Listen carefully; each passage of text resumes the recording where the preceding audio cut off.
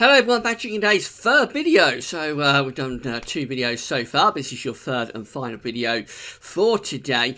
Starting us off today was the first season model roundup for winter of 2018-19. So that video is currently here on the home page. Later on today, it'll be placed on the winter updates page with a written summary going over everything that we discussed in the videos. Getting together 12 long-range models for the first time this season.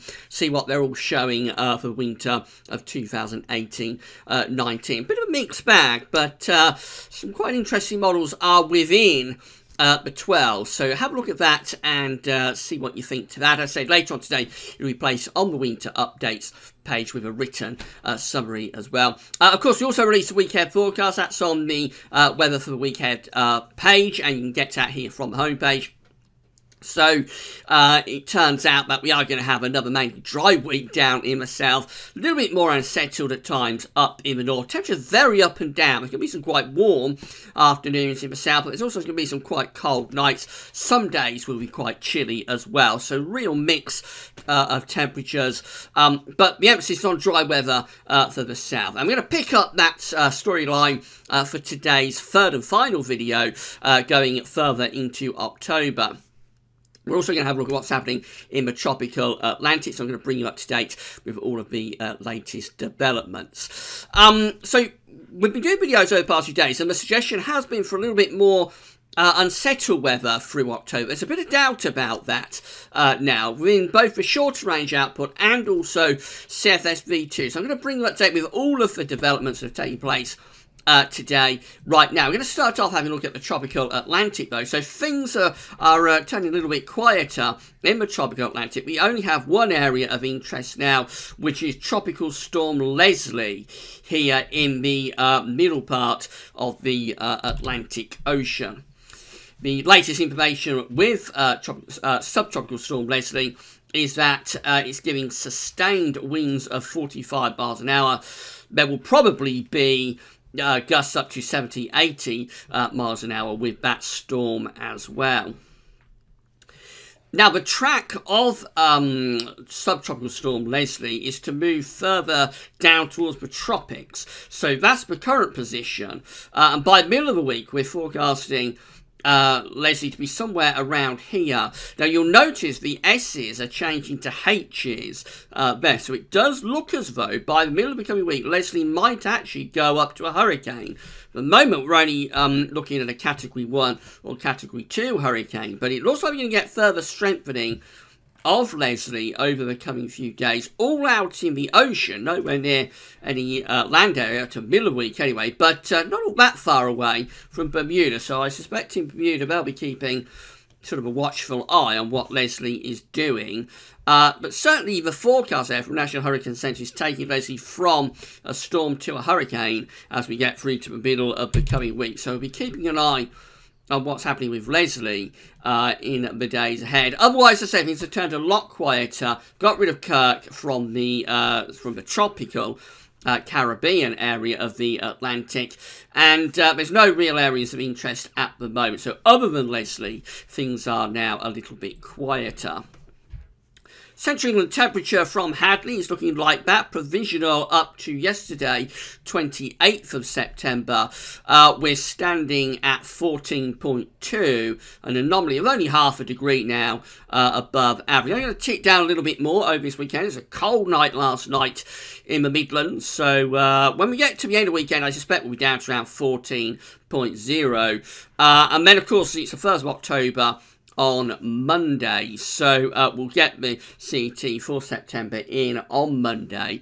I think we'll be down to 14.0, and then with downwards corrections, we're likely to finish up somewhere around 13.7 or possibly 13.8, I think will be our finishing number, somewhere in that sort of ballpark. So not all that far from average. It's going to be very, very close to the 61 to 1990 average. But actually, compared against 81 to 2010, the more modern average, probably a little bit cooler. Than average, if anything. I think in a modern September, you could come out under 14.0. You come out under 14 degrees.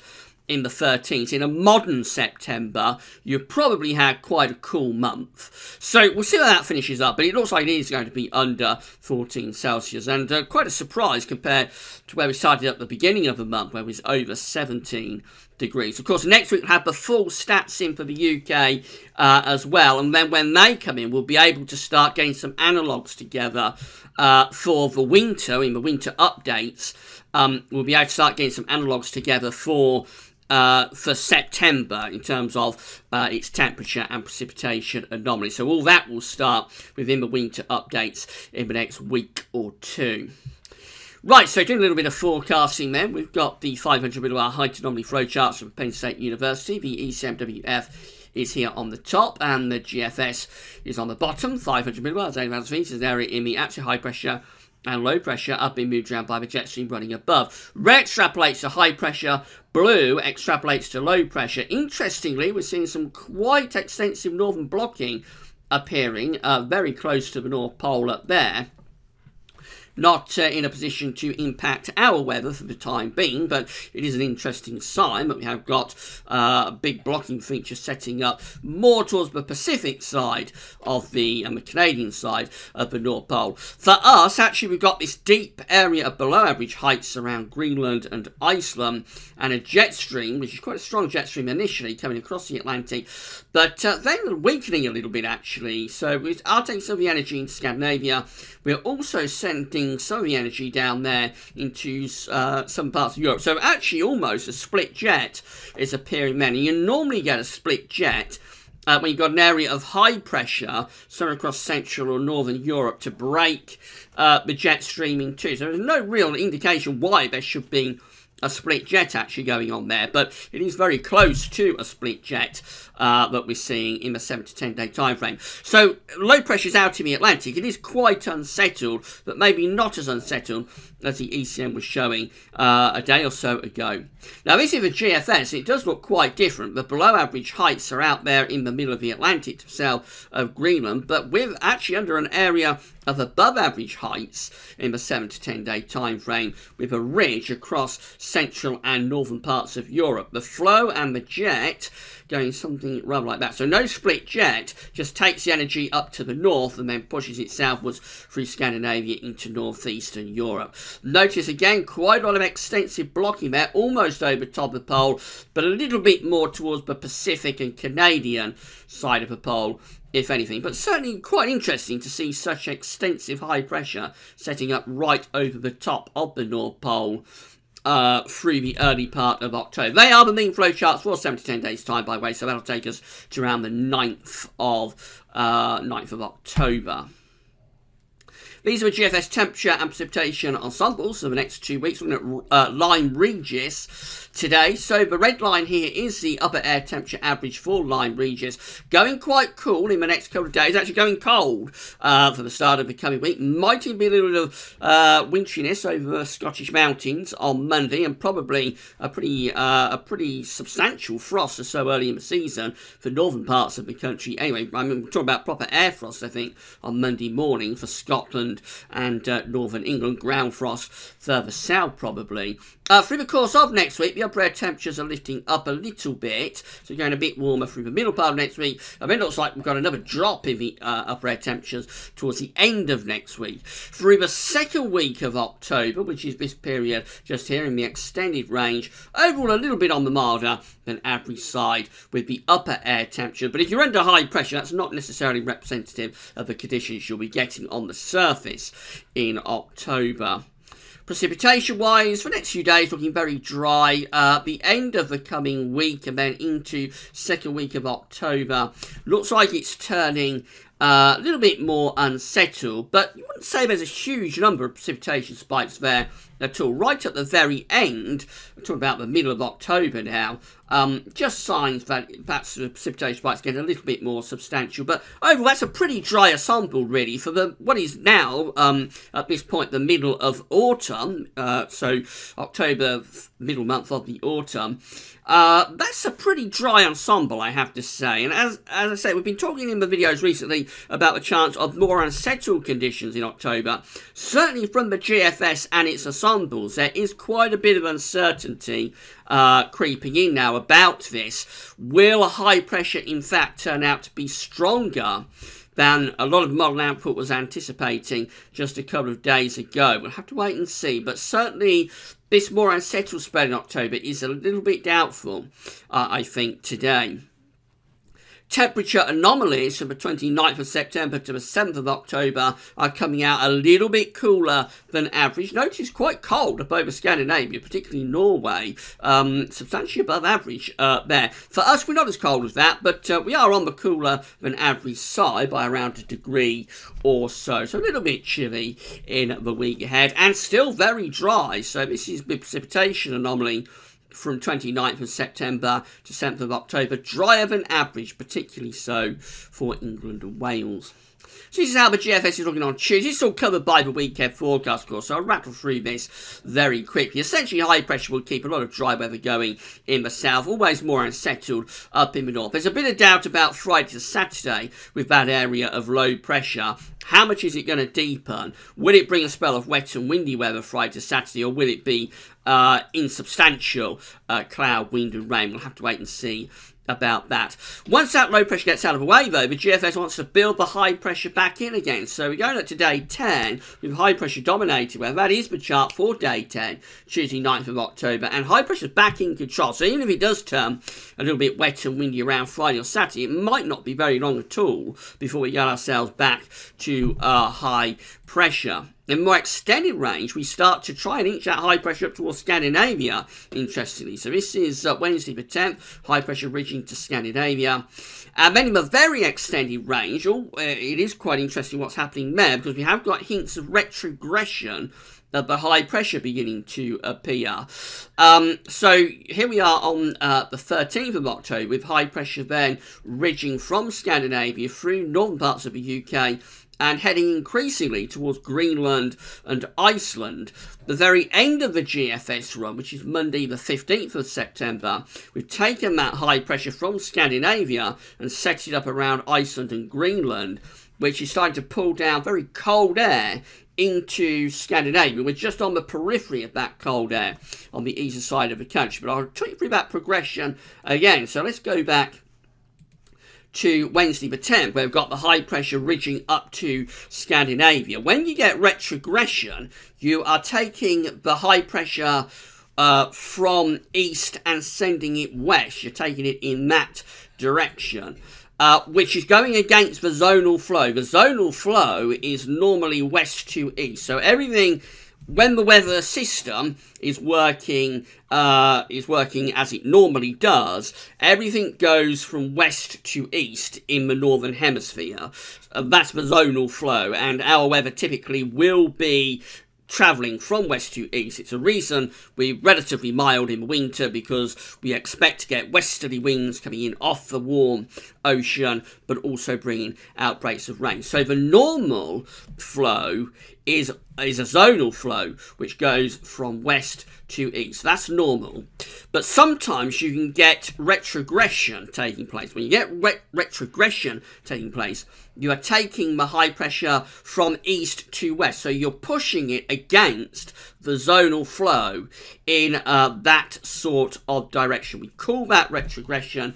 It's one of the signs that the atmosphere is not behaving normally. It's one of the signs that something a little bit strange is going on within the atmosphere, because it is quite rare for it to happen. And when it does happen, particularly when you're around the winter, it's an indication that you might be setting up a prolonged cold spell. Now, of course, we're well away from the winter. We're only talking about going into the middle of October here, so it's a long way from the winter. But it is interesting, in what would normally be a westerly month. October is normally westerly, southwesterly, Atlantic driven. It would be interesting if we started to see retrogression turning up in October, because it would be something quite unusual for the middle of the autumn to see that. So as I say, there's the progression of the high pressure gradually inching its way out of Scandinavia to the north of the UK and finishing up over Greenland and Iceland. That allows cold northerly winds to plunge down into Scandinavia. This is all extended range stuff. It's in the unreliable time frame of the GFS. I haven't been through the ensembles to see how many ensemble members are supporting this, so it might be a total outlier. But again, I thought I'd just explain what retrogression is, because if it turns up when we get through to the winter, it will be a sign that the atmosphere is not behaving as you would normally expect it to do, and we're going against the zonal flow. I just have to get the phone, and I'll be back in a second. Right, we're back, and we'll go through the ECM and GM next. So just talking about the GFS, which did end on quite an interesting note with hints of retrogression. I've explained about that. So we'll go on to ECM. This is looking for Tuesday. High pressure regime to the south, low pressure up to the north. Through the middle part of next week, we keep a lot of high pressure influences further south, more unsettled in the northern part of the country. Then at the end of the coming week, turning more unsettled with the ECM WF, and as we go through into the weekend and then on into the extended range heading up towards day 10, looks a little bit more unsettled really than what the GFS is showing. So this is the chart for day 10. We saw it on the height anomaly flow chart.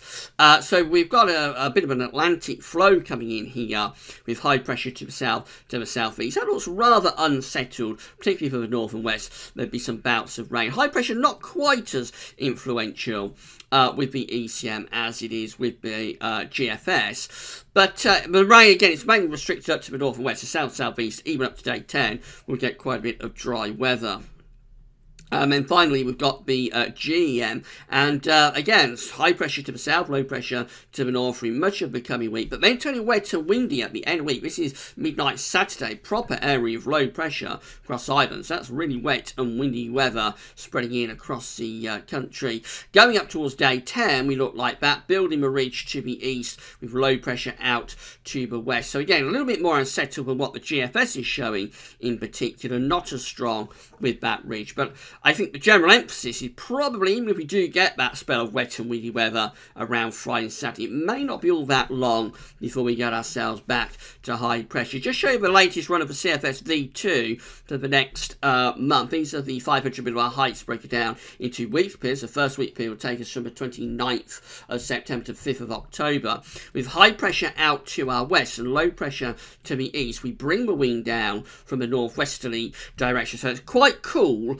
A little bit unsettled for the north, with the driest weather down to the south. Then we go through to week 2. Now, this is a change on what the CFS has been showing for the past few days. We did show May Friday yesterday. It's quite an unsettled update from the CFS yesterday, but this is how it's looking now. This is the 6th through to the 12th of October. And it has above average heights. It has high pressure just to the north and northwest of the country, with below average heights to the south. That would leave us pulling in quite chilly air, maybe in quite cold air, from sort of an east or northeast direction. But high pressure much more influential compared to what the CFS has been showing for the past few days. And then week 3, which is the 13th to the 19th of October, actually has an area of above average heights centred over the top of the country, and that's how week 4 is looking. Then starting to show signs of turning more unsettled. This is the 20th through 26th of October, with the above average heights being moved towards Central Europe, below average heights deepening around Greenland, Iceland, and re-establishing the Atlantic flow. But that's week 4, and it takes a long while for that Atlantic flow to get going now with CFSB2, whereas just yesterday actually it was showing quite an unsettled October. Now we're seeing much stronger indications of high pressure for October, so it does look as though October is on quite a knife edge now. Which way is it going to go? It does look quite uncertain, but if anything, I would suggest over the past 24 hours we've probably edged towards high pressure being dominant, certainly for the south and the southeast. And so this could well be the thoughts that we might have a more unsettled month. Maybe have to put those on the back burner and start thinking possibly about another high pressure dominated month and another pretty dry month. So could be that the prolonged dry spell, remember this prolonged dry spell for England and Wales anyway, set up in May. It could well be that this prolonged dry spell is going to go on for another month into October. Let's wait and see. There's a lot of uncertainty in the model output output at the moment. So just gonna have to wait and see how it all plays out. But I think both the short range and the long range stuff probably has shifted towards anticyclonic conditions continuing, certainly for southern parts of the country, well into October. Now, if this goes on into the winter, of course, then not only will we be looking at quite a dry winter, we may also be looking at quite a cold winter. It will depend where the high pressure is sitting, of course, through the winter. If it's sitting over to the south of the UK, then it'll be quite a mild winter because we'll drag up southwesterly winds. If the high pressure was to be sitting to the north or east or northeast of the UK, then we would be looking at a cold winter. We'd be pulling in easterly winds. So how long is this high pressure going to go on for? It's had a long run since May. Looks like we could have more left for October, but again, it is uncertain. We'll have to wait and see. Don't forget to check out the weekend forecast and also have a look at the first season one roundup for winter 2018-19. Tomorrow, we've got the 5th winter update coming up for you, as well as all the regular winter update features. It's going to be a solar cycle special. We're at solar minimum, or very close to solar minimum. We'll be seeing what that could mean for the winter tomorrow. That's all for now, and thanks for watching.